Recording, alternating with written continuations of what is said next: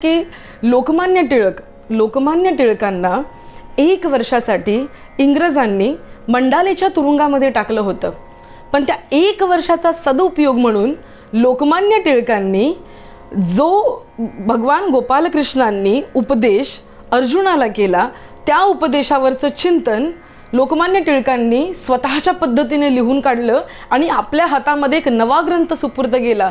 तो ग्रंथ म्हणजे गीता रहस्य। सो आपल्या मातीची ही परंपरा आहे। कितीही संकट आली, कितीही आपल्यावरती दारुण अडचणी आल्या तरी त्या अडचणीतूनही सकारात्मक भूमिका पुढे करण्याची ही आपल्या मातीची परंपरा आहे। निवडलेला विषय म्हणायला गेलं तर वेगळा आणि तसं पाहायला गेलं तर रोजचाच आहे। लोक म्हणतात ज्या वेळेस वृक्ष मोठा होतो ना, वृक्ष मोठा झाल्यानंतर एकाला वाटलं की याची पानं हिरवीगार दिसतात, म्हणजे याच्या पानांना आपण पाणी घातलं पाहिजे, वृक्ष असाच मोठा होत राहील म्हणून त्याने पानांनाच पाणी घालत राहिला आणि त्याच्या मुळांना त्याने पाणी घातलंच नाही। त्याच्यामुळे काय झालं, काही दिवसांनी मुळं सुकून गेली आणि परिणामतः वरची पानं सुद्धा सुकून गेली। तर भाविक हो मित्रांनो, आपल्या संस्कृतीचा आत्ताचं हे आपलं जे युग चालू आहे त्या युगाची जर मुळं असतील तर ती मुळं म्हणजे रामायण आणि महाभारत, हे 2 महाकाव्य ही आपल्या युगाची मुळं आहेत। त्यामुळे अगर उस वृक्ष को जीवित रखना है, अगर उन पेड़ पौधों को जीवित रखना है तो उनके जो जड़ें हैं उनकी जड़ों में पानी डालना होगा। जिस दिन उनकी जड़ें पानी सींचेंगे तभी वृक्ष ऊपर बड़ा होता जाएगा। उसी तरह अगर इस युग में हमारे जीवन की प्रगति हम चाहते हैं तो ये रामायण और महाभारत रूपी ग्रंथों से विचार का सिंचन हमें करना होगा, तभी हमारा ये जीवन रूपी वृक्ष आगे बढ़ता जाएगा। सो आजचा निवडलेला विषय हा रामायण आहे। रामायण हा असा ग्रंथ आहे, रामायण हे असं काव्य आहे। हे काव्य ऐकणारा श्रोता म्हणजे कोण होता माहिती आहे? म्हणजे भगवान श्रीकृष्णांनी अर्जुनाला उपदेश दिला, पण तुम्हाला माहिती आहे भगवान श्रीकृष्णांनी कोणता ग्रंथ ऐकला होता? भगवान श्रीकृष्णांनी रामायण हा ग्रंथ ऐकला होता। भगवान श्रीकृष्णांनी प्रभू श्रीरामांचं चरित्र ऐकलं होतं। म्हणजे समजून घ्या, रामायण हे या मातीमध्ये एवढे वर्षानुवर्ष रुजलं आहे। इथल्या मातीतून रामायण जात नाही।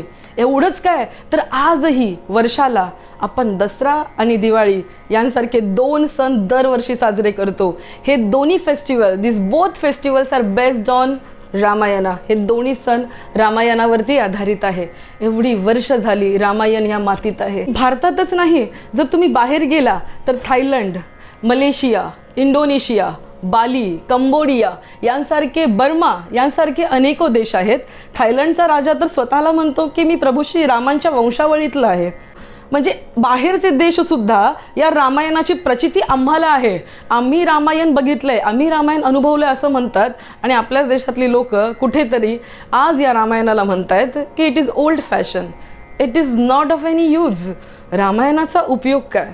मलाही त्याच मुद्द्यावर यायचं आहे। एवढी वर्ष रामायण या भूमीमध्ये झालं, एवढी वर्ष या भूमीतली प्रत्येक मातीचा कण आणि कण प्रभू श्री रामचंद्रांच्या चरित्राने सुगंधित झालेला आहे, पण आज आमचं जीवन मात्र त्या सुगंधापासून वंचित आहे।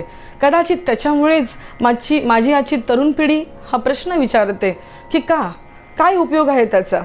तो का उपयोग आहे? रामायणाचा उपयोग काय? If you are going to your office, जर तुम्ही तुमच्या ऑफिसला जाता, काय उपयोग आहे रामायणाचा? तुम्ही तुमच्या घरामध्ये आहात, काय उपयोग आहे रामायणाचा? चला हेच एक डिस्कस करूया। म्हणून आजच्या विषयाचं नाव सुद्धा तसंच काहीसं देण्याचा मी प्रयत्न केला आहे, रामायण एक विचार। आपण काय करतो माहिती आहे, आपण पटकन एखाद्या व्यक्तीला देवत्वाला नेतो।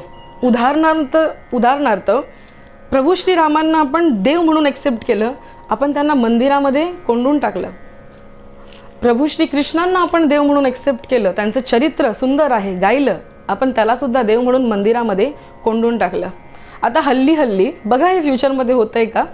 होणारच आहे। म्हणजे आपण छत्रपती शिवाजी महाराजांचं चरित्र वाखाणण्यासारखं आहे, अनुकरणीय आहे, पण हळूहळू आपण त्यांना देवत्वाला नेतोय। मान्य आहे त्यांचं कार्य दिव्यच आहे, देवत्वाचंच आहे कार्य, देवच आहेत ते, पण आपण घाई करतो त्यांना मंदिरात कोंडण्याची। ती घाई करू नका, काय होतं माहिती आहे, ती घाई केली ना की आपण ते चरित्र अनुकरणीय आहे विसरून जातो. आपल्याला एवढंच वाटतं देव आहे म्हणजे पूजा करायची सोडून द्यायचं, टिळक लावून तीर्थ खाऊन पुढे चलो हम इतना ही कर देते, बाकीचं भूल जाते. सो थोडासा प्रकाश मला रामायणाच्या काही घटनांवरती टाकायचा आहे. सो रामायणाचा विचार आता आपण बघूया. प्रभू श्री रामचंद्र तसं बघायला गेलं तर एका व्यक्तीचं आयुष्य यशस्वी केव्हा म्हणता येतं. फॉर एक्झाम्पल एखादा युवा आहे, त्याचं आयुष्य यशस्वी केव्हा म्हणता येईल, जर तो त्याच्या करिअरमध्ये खूप पुढे असेल. येस, त्याने त्याचं करिअर अचीव्ह केलं, यशस्वी आहे. दुसरी गोष्ट, कौटुंबिकरित्या घरचे सगळे त्याच्यावरती खुश आहेत कौटुंबिकरित्या, चला म्हणजे तो तरुण या पैलूने या अंगाने सुद्धा यशस्वी आहे. ठीक आहे, आरोग्य कसं आहे, धडधाकट आहे ना, आरोग्य व्यवस्थित आहे, physical health, yes physical health बरी आहे तर तो तरुण यशस्वी आहे. मेंटल हेल्थ म्हणजे भैसटल्यासारखं तर करत नाही ना, मध्येच काहीतरी बरगळल्यासारखं तर नाही ना करत, त्याला कळतं ना 4 माणसात कसं वागावं कसं बोलावं. ठीक आहे, म्हणजे मेंटल स्थिती पण त्याची बरी आहे तर तो तरुण यशस्वी आहे. त्याच्या पुढे जाऊन जर समाजामध्ये एवढं सगळं अचीव केल्यानंतर समाजामध्ये त्याची काही प्रतिष्ठा आहे, the status, the social status आहे, तर तो तरुण यशस्वी आहे. पुन्हा एकदा मी सांगेन, सर्वात प्रथम करिअर, त्याच्यानंतर फॅमिली, त्याच्यानंतर हेल्थ आणि हेल्थ नंतर सोशल स्टेटस, एवढ्या सगळ्या गोष्टी असल्यानंतर थोडाफार त्याला अध्यात्माचा गंध आहे का, हे जर असेल तर या 5 अंगांनी एक व्यक्ती पूर्णतः यशस्वी होऊ शकतो. जर आपण प्रभू श्रीरामांचं चरित्र पाहिलं तर प्रभू श्रीरामांच्या चरित्रामध्ये हे 5ही अंग एवढे डेव्हलप होते. करिअर बघायचं तर काय, राजे होणार आहेत बाबा, त्रिभुवनाचे राजे होणार आहेत. प्रभू श्री रामचंद्र यशस्वी, करिअर यशस्वी. फॅमिली काय म्हणावी, पूर्ण फॅमिली त्यांच्यावरती प्रेम करते, फॅमिलीच्या दृष्टीने यशस्वी. भौतिकदृष्ट्या फिजिकल हेल्थ, धनुष्यबाण उचलला, कोणाचा, परशुरामांचा धनुष्यबाण उचलला, म्हणजे physically also he was very fit. त्याच्यापुढे मेंटल हेल्थ पण चांगली, social status, people was were loving him, लोक त्यांच्यावरती प्रेम करायचे, सोशल स्टेटस पण चांगलं होतं. आणि आध्यात्मिक पोहोच काय म्हणावी, एवढ्या मोठ्या मोठ्या गुरूंकडून ज्ञान घेतल्यानंतर त्या व्यक्तीची आध्यात्मिक पोहोचही तितकीच असणार ना. एवढ्या सगळ्या बाजूंनी परिपूर्ण असणारे प्रभू श्रीरामचंद्र, त्यांच्या आयुष्यामध्ये घटना घडते. दुसऱ्या दिवशी सकाळी त्यांचा राज्याभिषेक होणार आहे. पण आदल्या दिवशीच त्यांची एक माता त्यांना सांगते की तुम्ही आता राहायचं नाही, तुम्हाला वनवास. तेवढं कळल्यानंतर प्रभू श्री रामचंद्र विचलित होत नाही. ते त्यांच्या मातेला म्हणतात की बरं आहे माते, काय करू मग, आधी दुसऱ्या आईला भेटू की असाच वनवासाला निघू. बघा बरं का प्रभू श्री रामचंद्रांचा रिप्लाय काय आहे. वनवासाला जायला सांगते माता, तरी प्रभू श्री रामचंद्र शांततेने म्हणतात असाच निघू की इतर जणांची भेट घेऊन निघू. जर आपण त्यांच्या जागी असतो तर आपल्याला कोणी म्हटलं, उदाहरणार्थ आता कोणी म्हटलं हे घर तुझं नाही, निघ या घरातून, तुम्ही म्हणाल घर माझं नाही काय, माझ्या नावावरती लोन चाललंय, मी EMI भरतोय, माझं घर आहे हे, असं म्हणू ना आपण. पण that's why he is Prabhu Shri Ramchandra. Prabhu Shri रामचंद्रांचा रिप्लाय असा होता की काय करू माते, जशी तुमची इच्छा, वनवासात जायचंय वनवासात जायचंय. एवढंच नाही, प्रभू श्री रामचंद्रांनी उलटून एकदाही म्हटले नाहीत की वचन वगैरे बाबा तुम्ही दिलं, कैकेयी मातेला वचन तुम्ही दिलं होतं, आम्ही थोडी दिलंय, मग तुमचं वचन तुमचं तुम्ही बघून घ्या, आम्ही कशाला बघायचं. आत्ताचं कोणी असतं तर तसं बोललं असतं, पण प्रभू श्री रामचंद्र असे बोलले नाहीत. त्याच्याही पुढे जाऊन नुकतंच लग्न झालं होतं, वनवासाला निघाले होते. बघा बरं का, एवढी मोठी आपत्ती आली, एवढी मोठी अडचण आली, एवढे सगळे परिवारातले लोक होते, इतर भाऊ होते, मामा होते, काका होते, सगळे इतक्या माता होत्या. एवढं सगळं असताना सुद्धा फक्त 2 व्यक्ती त्यांच्याबरोबर वनवासाला गेल्या. ते म्हणजे एक बंधू आणि दुसरं म्हणजे पत्नी. आता माता सीतेने हट्ट केला होता वनवासाला जाण्यासाठी. एका गोष्टीवरती चिंतन करा, त्यांची जर माता तिने जर हट्ट केला असता की हे बाळा मी तुझ्याबरोबर वनवासाला येणारच, जाता नसतं का आलं. पण नाही, असंच आपल्या आयुष्यातही होत असतं. ज्या वेळेस आपल्यावरती अडचण दारून येते ना, त्यावेळेस या दुनियेतली सगळी लोक, जगातली सगळी लोक आपल्यापासून पाठ फिरवतात. आपल्याकडे लक्ष देत नाही. कितीही आपल्याला जरी गरज असेल मानसिक आधाराची, तरी कोणी मानसिक आधार द्यायला येत नाही. Only 2 people might be one or two, एखाद दुसरा व्यक्ती असतो ज्याचा तुमच्यावरती विश्वास असतो आणि जो तुमच्याबरोबर त्या अडचणीतही तुमच्याबरोबर उभा असतो. असा एखाद दुसरा व्यक्ती फक्त असतो. म्हणजेच तात्पर्य काय, आपल्या आयुष्यातही असंच होत असतं. पण प्रभू श्री रामचंद्र या सगळ्या गोष्टीनंतरही चिडत नाहीत, कोणालाही जाब विचारत नाही, आलेली परिस्थिती स्वीकारतात आणि पुढे चालतात. बघा बरं का, नवीन लग्न झालंय, अजून मूलबाळ नाही आहे, पण ते प्रभू श्री रामचंद्र निघालेत कुठे, वनवासाला. वनवास बरं का, जंगल, ओरिजिनल जंगल. आत्ता तुम्ही सगळ्यांनी जंगल पाहिलं असेल की नाही ही मोठी शंकाच आहे. जंगल बघायला मिळणं पण अवघड आहे सध्याच्या काळामध्ये. गार्डन नाही बोलत आहे मी, गार्डन, जंगल. जिथे पाय जरी ठेवला ना तरी काटा असेल, साप असेल, कुठला प्राणी असेल, अशा प्रकारची जंगलं. प्रभू श्री रामचंद्र आदल्या दिवशीच्या रात्रीपर्यंत प्रत्येक वेळेस जिथे पाय ठेवतात तिथे मखमलीच्या गाद्या पसरलेल्या आहेत. त्या गाद्यांवरती पाय ठेवत चालतात, ज्यांच्या पायाला कधी काटाही रुतला नाही. असे सुकुमार कोमल चरण आतापासून जाणार आहेत कुठे, जंगलात निघाले.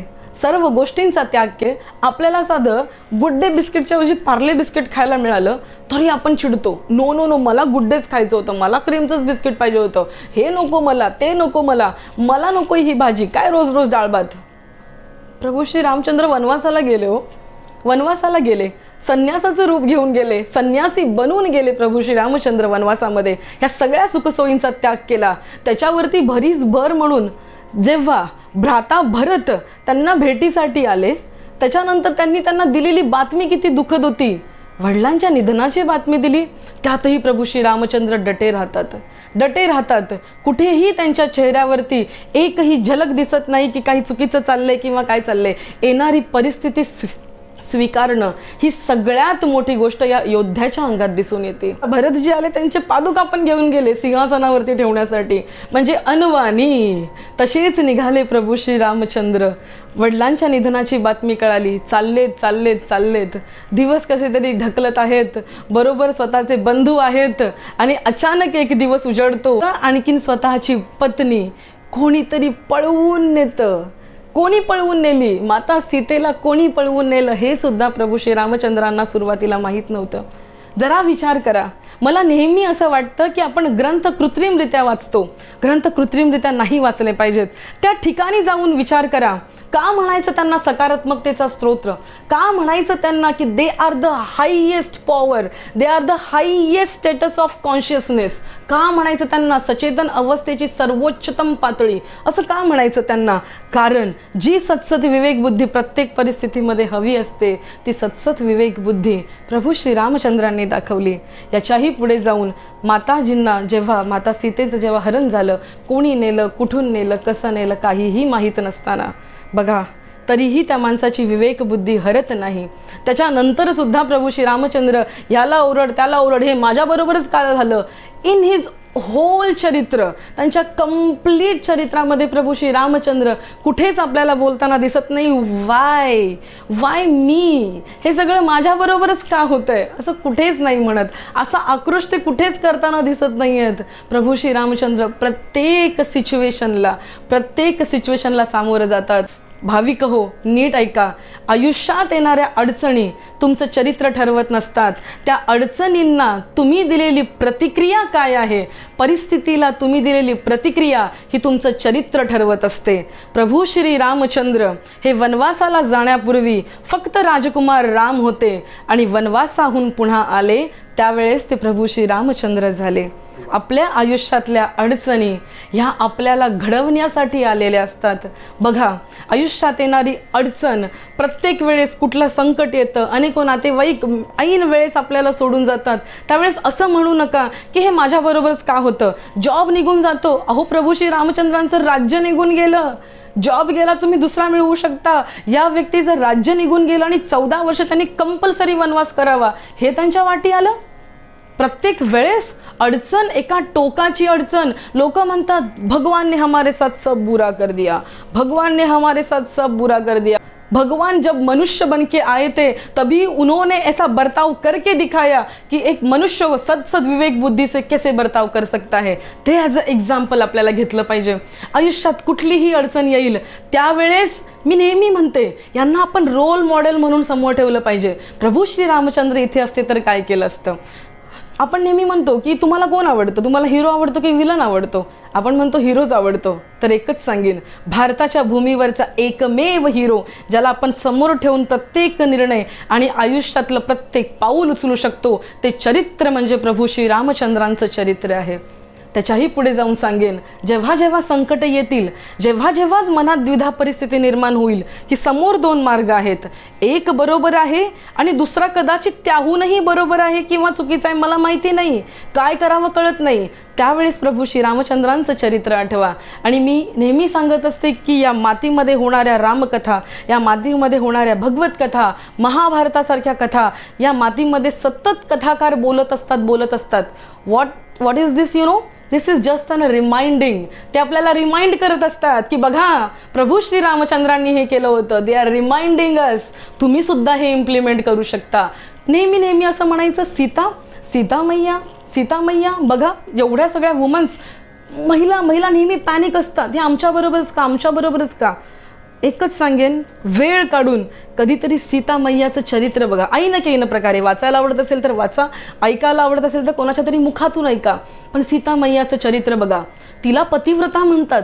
पतिव्रता म्हणजे फक्त अशी स्त्री नाही की जिने आयुष्यात फक्त एका पुरुषाला बघितलंय, किंवा पातिव्रत्य बाळगणारा फक्त असा पुरुष नाही की ज्याने आयुष्यामध्ये फक्त एका स्त्रीला बघितलंय. म्हणजे पातिव्रत्य म्हणजे स्त्री आणि पुरुष एकच असणं याला म्हणत नाही. पातिव्रत्य म्हणजे ज्या पतीच्या घरी आपण आलोय त्याचं सुख दुःख, भले त्याची गरिबी असेल श्रीमंती असेल, प्रत्येक गोष्टीत त्याला साथ देणं म्हणजे पातिव्रत्य असतं. पातिव्रत्य म्हणजे नुसतं हे नाही, त्याच्या नातेवाईकांना स्वीकारणं म्हणजे पातिव्रत्य असतं. एवढ्यातूनही दान धर्म करत त्याच्या आयुष्याला दिव्य बनवणं म्हणजे पातिव्रत्य असतं. सीता मातेची पतिव्रतांमध्ये गणना केली जाते. अहिल्या, द्रौपदी, तारा, मंदोदरी, सीता तथा पंचकन्या. नित्य स्मरण केल्यामुळे महापातकनाशनम असं म्हटलंय आपल्यामध्ये. कशासाठी म्हणलंय? चरित्र म्हणजे काय असतं? Having only one man in a life, having only one woman in a life, not only अ चरित्र म्हणजे फक्त एक पुरुष आणि स्त्री आयुष्यात ठेवणं, याचा अर्थ फक्त चरित्र नाही आहे. चरित्राचा खूप मोठा अर्थ होतो. याच रामायणाच्या पार्श्वभूमीवरती या विचाराला सबल करणारी एक छोटीशी घटना मी इथे सांगू इच्छिते. काय झालं? असं म्हणतात की प्रभू श्री रामचंद्र आणि रावण यांच्यामध्ये जे युद्ध झालं ते इतकं भीषण होतं, इतकं भयावह होतं की त्यांनी पृथ्वीवरती विध्वंस मांडला. आणि एवढ्या विध्वंसानंतर जेव्हा प्रभू श्री रामचंद्रांनी बाण रावणाच्या नाभीमध्ये मारला, त्याच्यानंतर रावण निपचित होऊन खाली पडला. पण अजून रावणाचे प्राण हरण नव्हते झाले, प्राण गेले नव्हते, गतप्राण नव्हता झाला. सचेत अवस्थेत होता, पण निर्बल होता, खाली पडला होता. त्यावेळेस Prabhu Shri Ramchandra, look at this man, Prabhu Shri Ramchandra, मला नेहमी आश्चर्य वाटतं की एखादा व्यक्ती असा कसा असू शकतो. प्रभू श्री रामचंद्र स्वतःच्या बंधूला म्हणतात, हे लक्ष्मणा जा आणि रावण महाज्ञानी होता, त्याच्या मुखातून शेवटच्या क्षणी येणारे 4 शब्द ऐकून ये. आता बघा, भ्राता लक्ष्मण जातात आणि रावणाच्या डोक्याजवळ उभे राहतात, माथ्याजवळ उभे राहतात. प्रभू श्री रामचंद्र लांबून म्हणतात, this is not the way, this is not the pattern भाई. अगर किसी से कुछ ज्ञान ग्रहण करना है तो उसके चरणों के यहाँ पे बैठना पड़ेगा. ऐसे सिर के बल खड़े रह के किसी से ज्ञान नहीं ग्रहण कर सकते. तसे लक्ष्मणजी जातात आणि पायाजवळ, चरणाजवळ जाऊन उभे राहतात रावणाच्या. आता रावण म्हणतो, इसके पहले कि तू मुझे कुछ पूछे. आता रावण हे असं पात्र आहे ज्याने प्रभू श्रीरामांना आणि भ्राता लक्ष्मण यांचं नाव कधीच घेतलं नव्हतं. तो नेहमी म्हणायचा, ये बनवासी, ये मनुष्य, ये बनवासी, ये क्या करेंगे हमारे साथ. नेहमी असं म्हटलंय त्यांनी. तर रावण म्हणतो, इसके पहले कि तू मुझे कुछ पूछे, मैं तुझसे एक सवाल करना चाहता हूँ. ऐका बरं का रावणाचा प्रश्न काय आहे. रावण म्हणतो की सुन, मेरा कुल तुझसे बड़ा है. उससे ज़्यादा 4 वेद 6 शास्त्र 18 पुराण या सगळ्याचं ज्ञान मला है, ये सभी पुराणों का ज्ञान मुझे है। तो ज्ञान में मैं तुझसे बड़ा, कुल में मैं तुझसे श्रेष्ठ, ज्ञान में मैं तुझसे बड़ा। उससे ज़्यादा क्या कहूँ, ताकत में मैं तुझसे बड़ा। मेरा सैन्य इतना ताकतवर है कि मेरे सैन्य ने सभी देवताओं को हरा दिया। मेरा सैन्य इतना शक्तिशाली, और तेरा सैन्य कुछ मरकट लेके तू यहाँ पे आया है लड़ाई करने के लिए, युद्ध करने के लिए। तेरे सैन्य से मेरा सैन्य ज़्यादा ताकतवर है, तुझसे ज़्यादा मैं धनवान हूँ, मेरी लंका भी सोने की है। भाई रावण म्हणतोय कि कुल में मैं तुझसे बड़ा, ज्ञान में मैं तुझसे बड़ा, ताकत में मैं तुझसे बड़ा, पैसे में मैं तुझसे बड़ा, ज़्यादा धनवान में, उससे भी ज़्यादा क्या कहूँ। तो युद्ध करने आया तो मेरे ही भूमी पे तो युद्ध करने आया। बघा, इट इज जस्ट लाईक स्वतःच्या गल्लीत क्रिकेट नाही खेळायचं, दुसऱ्याच्या गल्लीत जाऊन क्रिकेट खेळायचं आणि त्यालाच हरवून यायचं, अशी पद्धत आहे इकडे। तर रावण म्हणतोय की तू मेरे ही देश में आया है, मेरे ही जमीन पे तू खड़ा है युद्ध करने के लिए, तो इतनी सभी चीज़ें मेरे अनुकूल होते हुए भी युद्ध में मैं क्यों हारा और तू क्यों जीता। या प्रश्नावरती उत्तर लक्ष्मणजी जेव्हा प्रभू श्री रामचंद्रांकडे बघतात, त्या या प्रश्नावरती उत्तर प्रभू श्री रामचंद्र देतात कि हे रावण, इस सभी सवालों पे एक ही जवाब हो सकता है, हे रावण तू चरित्रहीन और मैं चरित्रवान। कुछ भी हो जाए, तू चरित्रहीन मैं चरित्रवान, एकच उत्तर आहे। चारित्र्य माणसाला त्या पातळीपर्यंत नेत असतं की सुरुवातीला कदाचित तुम्हाला वाटू शकतं की हे चुकीचं होतंय, ते चुकीचं होतंय,